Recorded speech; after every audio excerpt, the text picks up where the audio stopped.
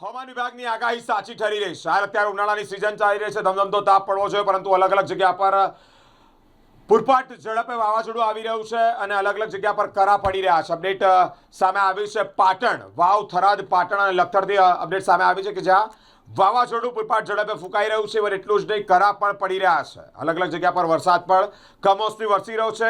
ખેડૂતોને ભારે નુકસાન થઈ રહ્યું છે. એટલે કે જગતનો તાત હાલ અત્યારે મૂંઝવણમાં મુકાયો છે, કારણ કે ઉનાળાનો સમય ચાલતો હોય અને તેવામાં આવું વાવાઝોડું, કરા પડવા અને વરસાદ, કમોસમી વરસાદ વરસવો જગતના તાત માટે ચિંતાના સમાચાર છે. અલગ અલગ જગ્યા પરથી અપડેટ સામે આવી છે કે જ્યાં વાવ, થરાદ, પાટણ અને લખતરમાં જોરદાર એટલે કે ધોધમાર વરસાદની સાથે સાથે વાવાઝોડું પણ ફૂંકાયું છે. હવામાન વિભાગની આગાહી સાચી ઠરી રહી છે. અલગ અલગ જગ્યા પર જે પ્રમાણે વાવાઝોડા સાથે વરસાદ વરસતો હોય, અમારી સાથે ધારી અમરેલીથી સંવાદદાતા મેહુલભાઈ જોડાયા છે. મેહુલભાઈ, હાલ અત્યારે ત્યાંની પરિસ્થિતિ શું છે?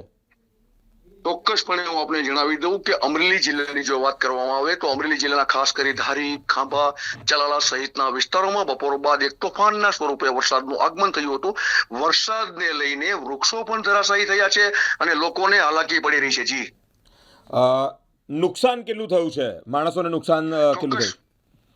જે ચોક્કસપણે આપણે જણાવી દઉં કે ભારે પવનને લઈ અને બગાયતી પાક જે ખાસ કરીને કેરી છે તે પણ આંબા ઉપરથી ખરી પડી છે અને જે ધાન્ય પાકો છે જેવા કે ઘઉં, તલ, જવ, એમાં પણ ભયંકર નુકસાની જવાની શંકાઓ સેવાઈ રહી છે. જગતનો તાત છે એ અત્યારે મુશ્કેલીમાં મુકાયો છે અને આ ક્યારે ઉભો રહે હજી પણ ખ્યાલ નથી આવતો. ખાસ કરીને બીજું પણ આપણે જણાવવું કે રોડ ઉપર જે વિઝિબિલિટી એટલે કે જે આપણો દેખાવ રોડ પર જોવાનો છે એ પણ સ્પષ્ટપણે નથી જોઈ શકાતું. એટલું બધું ભયંકર વરસાદ અને પવનનું જોર દેખાઈ રહ્યું છે. જી, તંત્ર દ્વારા કયા પ્રકારની મદદ કરવામાં આવી રહી છે?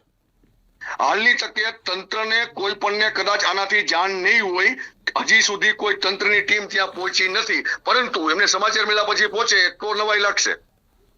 ઓકે જી, આભાર મેહુલભાઈ, આભાર. Thank you.